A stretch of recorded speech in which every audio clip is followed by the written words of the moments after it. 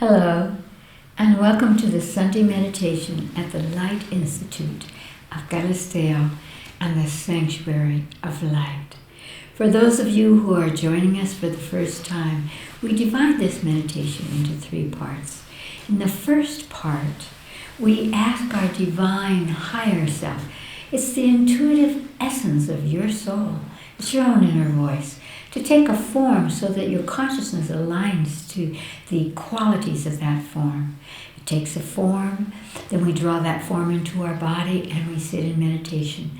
I'll make a little om sound so that you can push the button on your apparatus and meditate for as long as you like. In the second part of the meditation, we reach up into the cosmos and pull down a beautiful beam of pure white light down through the top of your head. Feel it entering you, coming down into your solar plexus. This is the center of the emotional body.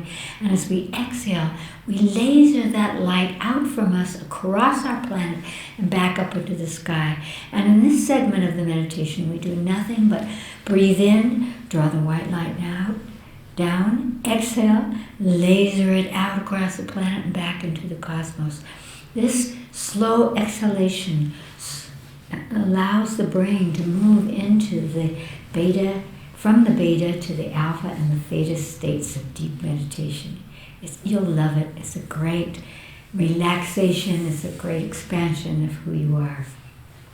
In the third part of our meditation, we choose a situation or something that's happening around the planet so that we can focus our collective, wonderful, conscious energies out onto that.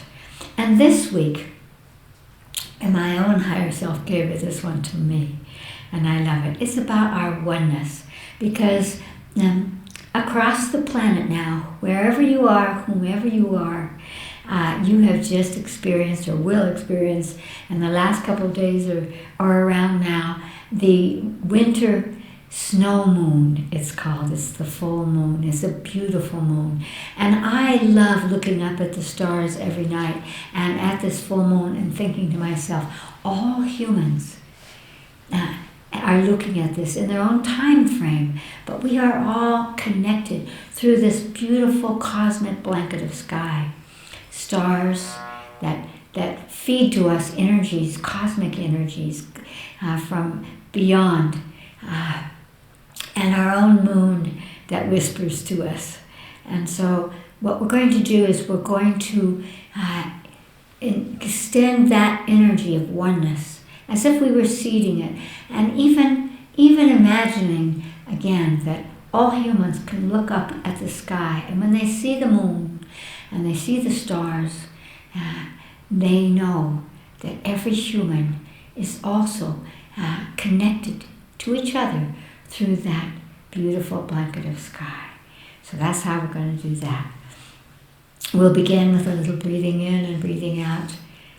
Let's do it. Close your eyes. Breathe deeply in through your nose. Hold at the top. And now exhale twice as slowly through your mouth.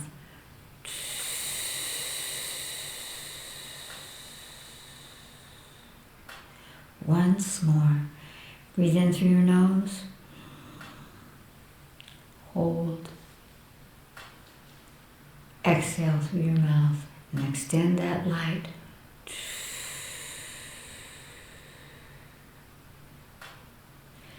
Ask your higher self, the intuitive essence of your soul, your own inner voice, to take a form for you. It could be a sunrise, an evening sky, a being, a light of some kind, a tree, an animal, an equation.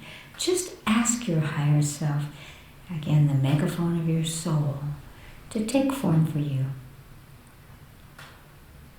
Just take any form that comes, it matters not.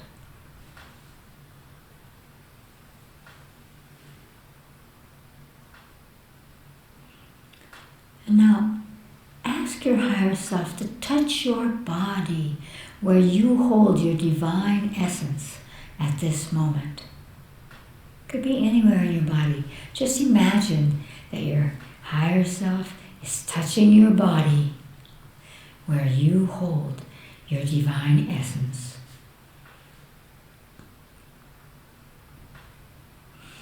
And now focus right in that point and breathe in and out through that point of divine essence. Imagine that you're making an opening there. And draw your higher self in through that opening, that spin point, so that you can sit with your higher self as your higher self in meditation. Om.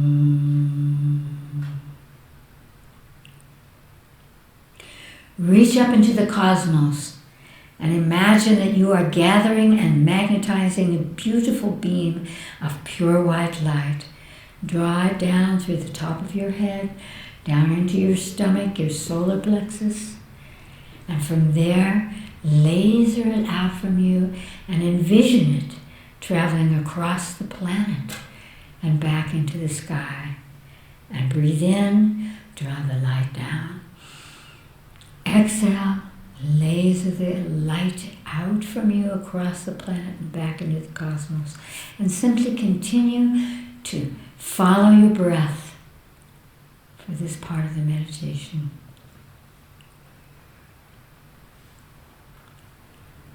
Oh.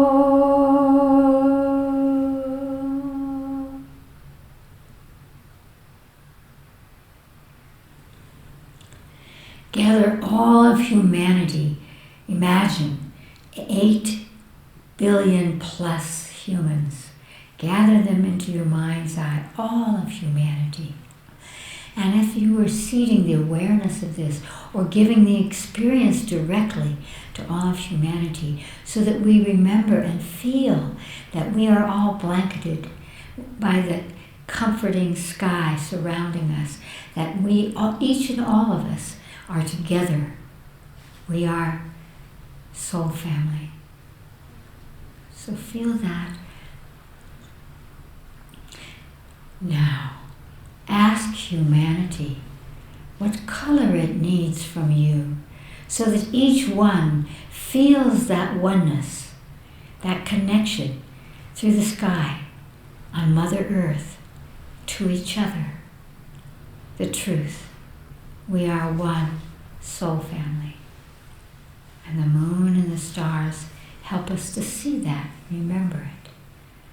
What color do they need from you to access that same energy, that awareness, that beautiful awareness, that as you look at the moon, the snow moon, or the stars, that everyone else has the same access. Drawing that light in, extending it out to all humanity, feeling them receive it, feeling them awaken, as if they all suddenly looked up at the sky. Feel it imprinting the oneness in each and all.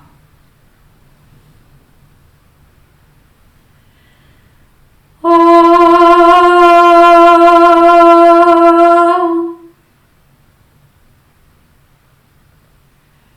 Breathe deeply and open your eyes. We have a second segment of this meditation. It's called Knowings.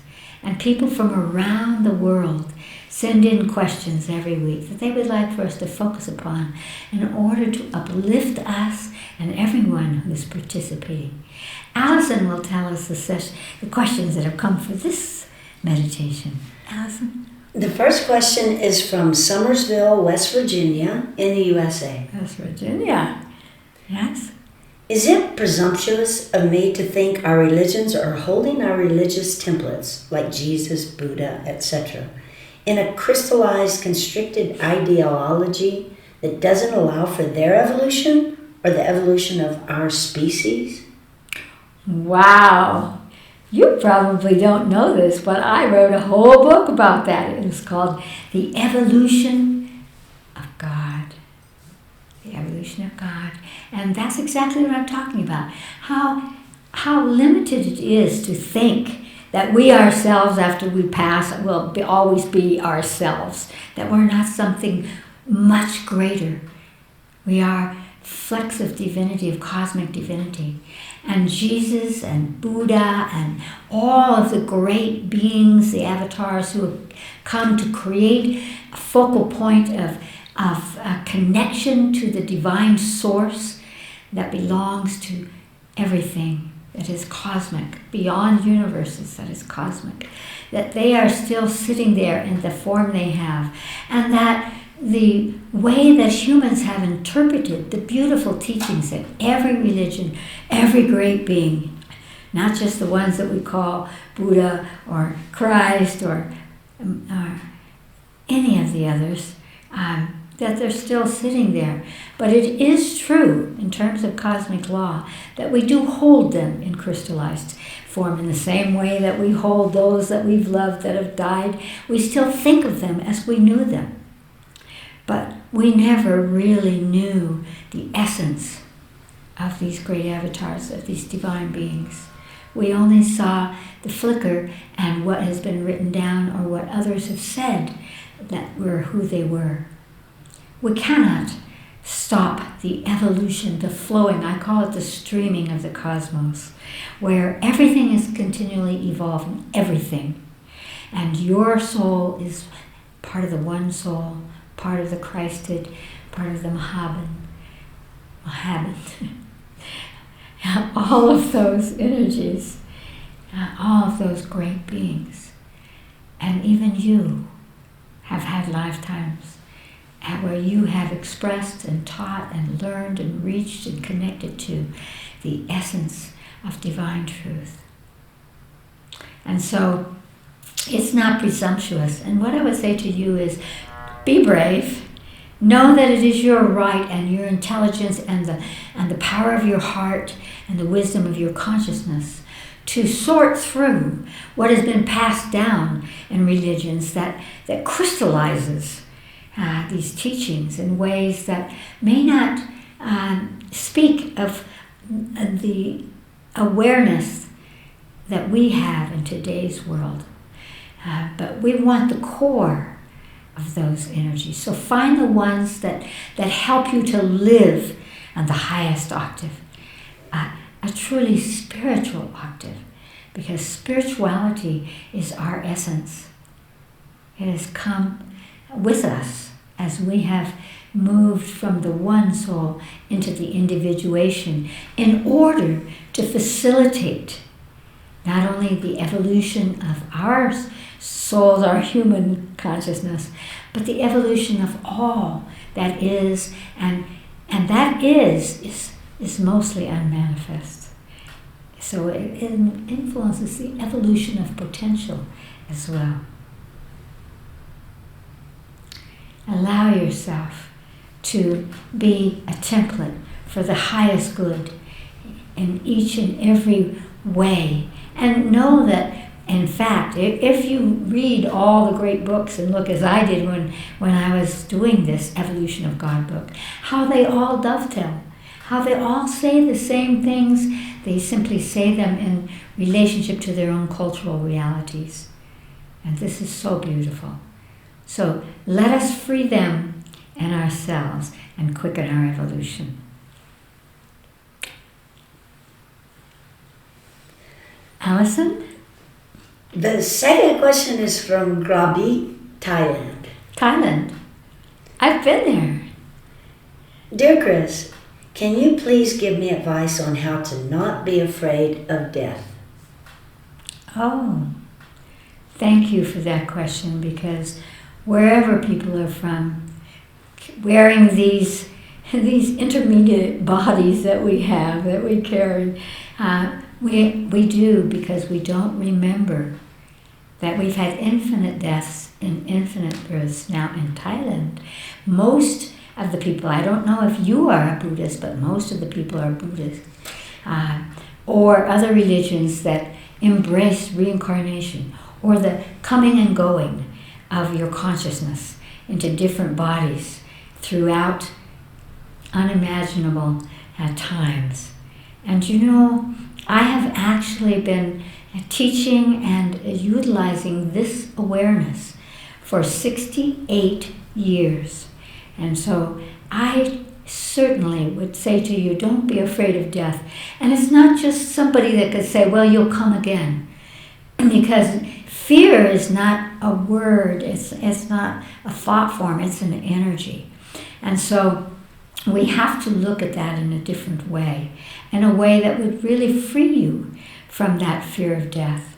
Because death truly is a passage. If you have animals, you will note they're not afraid of death. Even little children will often say when they have a terrible death disease to their parents, don't be afraid. I'm not afraid. They're not afraid because some part of them feels and knows that the spirit and the soul, which are two different things, they're connected, but they're not the same. But they travel on. And so if you can really experience that now, for myself, and I might be a slow learner, or it might be part of my purpose. I have actually experienced death 6 times in this lifetime, in this one. And I've been teaching incarnation. And I want you to know that when we at the Light Institute open up the consciousness to allow you, not us, but you to see these many lifetimes that you've had, these incarnations of your soul, we're always asking, and how did you die? Because after you've seen a few of your own deaths, your fear of death will dissolve away. Because you will have that innate truth inside you that the soul and your spirit will come again. And each time we come with this potential of evolution, of the grace of using embodiment for in higher ways, more joyous ways.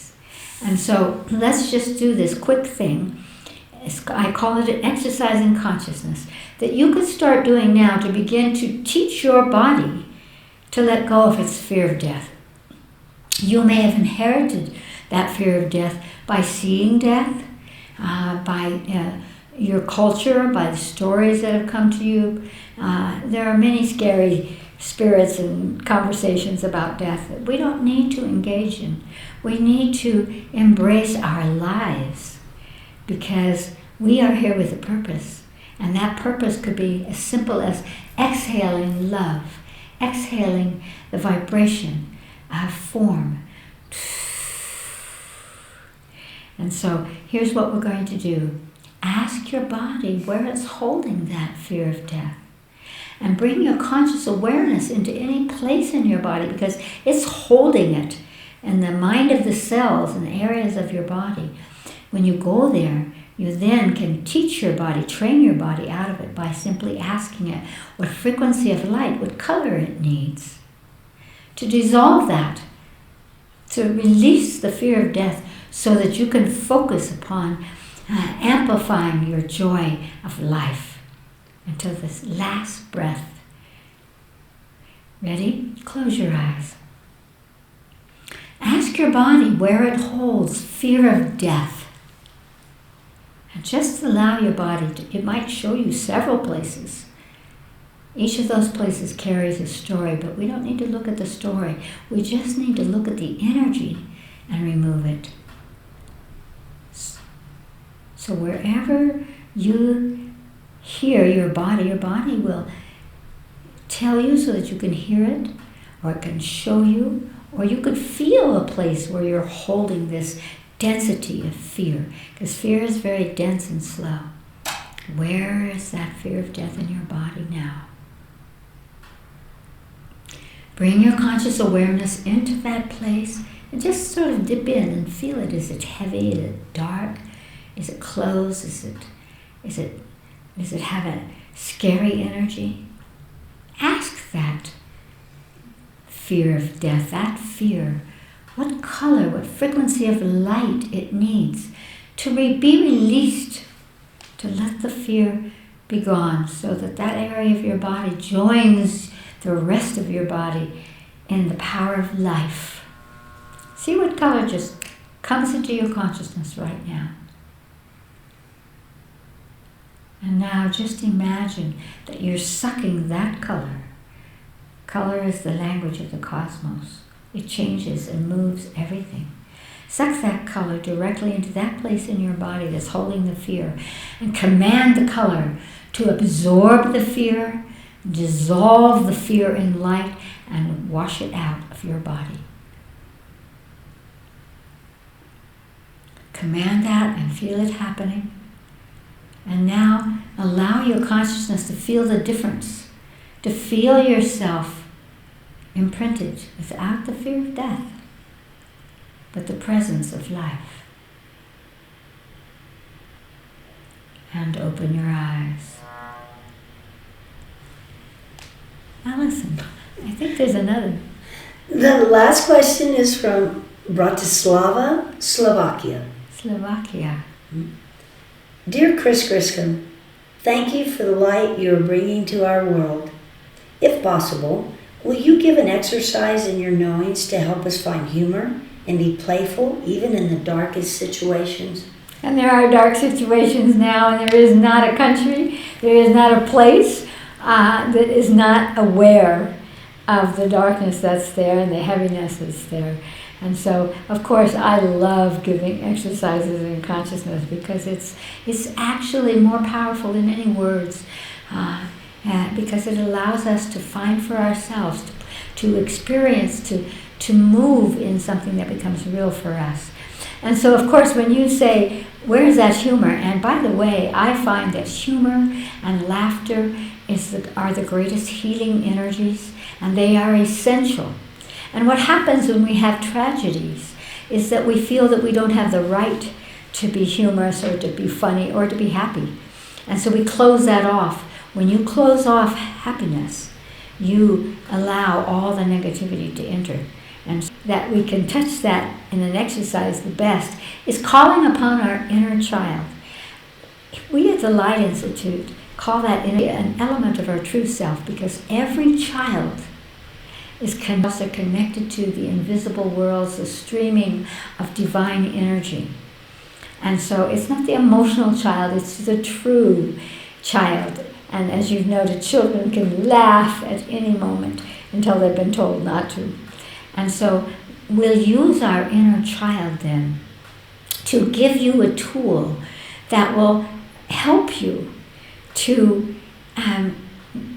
discover that you do have humor, that you can make something funny or humorous through your consciousness, through your heart, anytime.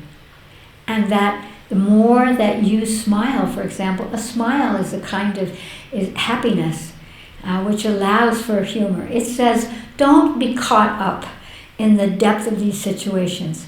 Smile and get above the fray. Lift up. And as you lift up, then you will be transmitting these wonderful energies to others, and they will lighten up with you and because of you. And so it's a great gift. I think that the quality of humor is one of the greatest qualities any human can have. I've been polishing and learning mine for all of my 82 years. Ready? Close your eyes. Breathe deeply into your body and just imagine yourself as this perfect divine child, connected to your source, to your purpose in life, to the magnificent miracle of wandering in body and exploring the majesty of our world.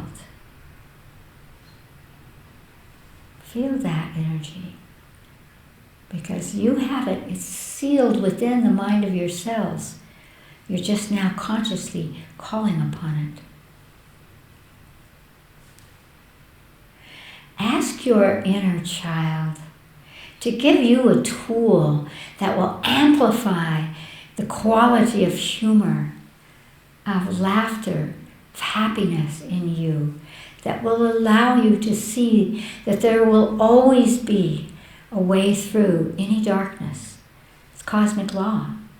That the darkness is simply disconnected from light, but light is eternal and light is everywhere. And so it will find the darkness, dissolve it away. And one of the great ways of doing that is, again, by uplifting the spirit, and that's what humor does. It allows us to forget for a moment our limitation and play, thus the inner child. So ask now this tool that will help you to access these kinds of humor and wonderful energetics. It could come as a symbol to you, or some object, or a color. A symbol, an object, or a color will be the tool your inner child, in all its wisdom, gives to you to amplify your capacity to wield humor, to find things that are humorous and show them to yourself and others. See what you get. Now, draw that tool, whatever it is, into your body. Notice where it comes in. And feel the tool from your inner child coming in that's going to uplift you now.